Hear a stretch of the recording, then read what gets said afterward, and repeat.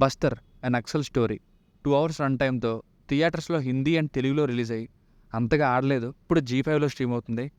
Kashmir files, Kerala story తర్వాత అదే తరహాలో రియల్ లైఫ్ ఇన్సిడెంట్స్ని బేస్ చేసుకుని తీసిన మూవీ తెలుగులో కూడా స్ట్రీమ్ అవుతుంది. 15 crores బడ్జెట్ పెడితే 3 crores వరకు మాత్రమే కలెక్ట్ చేసింది.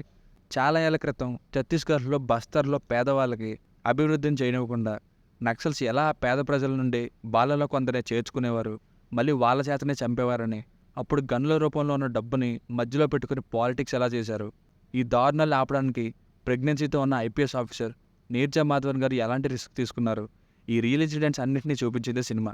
ఇక సినిమా ఎలా ఉందని అడిగితే నాకైతే ఓకే, ఇన్ఫర్మేటివ్గానే బాగానే ఉందనిపించిందండి. స్టోరీ సింపుల్ కానీ ఎఫెక్టివ్ నెరేషన్. సినిమా పెద్దగా ఆడలేదని తెలిసిన ఎందుకో రియల్ నక్సల్ స్టోరీ అన్నారు కాబట్టి ఇంట్రెస్ట్ అయితే ఉంది. సింపుల్గా చెప్పాలంటే సీరియస్నెస్తో ఫుల్గా నిండిన వైలెన్స్తో ఉంటుంది. ఎవరైతే న్యూస్ అది తెలుసుకోవడానికి ఇష్టపడతారో, లేదా Kashmir files, the Kerala story ఇలాంటి సినిమాలు ఇష్టపడతారో వాళ్ళకి నచ్చుతుంది. మిగతా వాళ్ళకి లైక్ థ్రిల్లర్స్, లవ్ స్టోరీస్ ఇలా మనం ఎప్పుడు చూసే రెగ్యులర్ సినిమాల్లో అయితే ఉండదు. ఇన్ఫర్మేషన్కి అయితే పనికొస్తుంది. ఇంకా డీటెయిల్ రివ్యూని ముందు వింటే మీకే క్లారిటీ వస్తుంది ఎలా ఉంది అన్నది. ఫ్యామిలీతో చూడొచ్చా అంటే వైలెన్స్ మామూలుగా ఉండదు సినిమాలో. ఇంకా నరకడం, బాడీ పార్ట్స్ ముక్కలు అవ్వడం, గొంతులు కొయ్యడం అన్నీ క్లియర్గా చూపించేస్తారు. ఇవి మాత్రం చాలామందికి ఇబ్బంది పడతాయి. హీరోయిన్ ఎక్స్పోజింగ్ లాంటి సీన్స్ ఏం లేవు. Plus points, on the point ఉంటుంది సినిమా. ఎక్కడ కూడా ఒక సీన్ అనవసరంగా వచ్చినట్టు అనిపించదు. మధ్య మధ్యలో స్లోగా అనిపిస్తుంది, బట్ సినిమా మొత్తం చూసిన తర్వాత ఒక్కసారి రివైజ్ చేసుకుని ఆలోచిస్తే ఇదే అనిపించింది. అండ్ మెయిన్గా స్క్రీన్ ప్లే బాగుంది. ఒక సైడ్ కోర్టు ఆర్గ్యుమెంట్, ఇంకో పక్క యాక్షన్, ఇలా వెళ్తుంది screen play.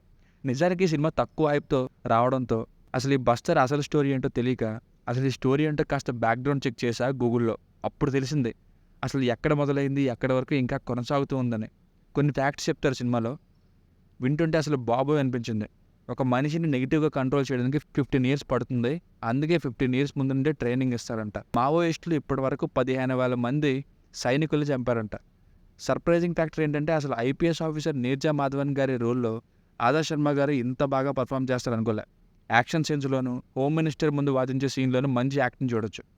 Picturisation wise cinematography చాలా బాగుంది. బ్యాక్గ్రౌండ్ మ్యూజిక్ కూడా, ఎమోషనల్ సీన్స్ కూడా ఉన్నాయి. ఇన్ఫ్యాక్ట్ ఫస్ట్ మర్డర్ సీన్ అయితే నిజంగా బాధ అనిపించింది.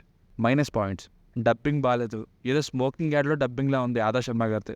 అందరికీ నచ్చే సినిమా కాదు ఇది. స్టార్టింగ్లో చెప్పాను కదా ఎలాంటి వాళ్ళకి నచ్చుతుందో.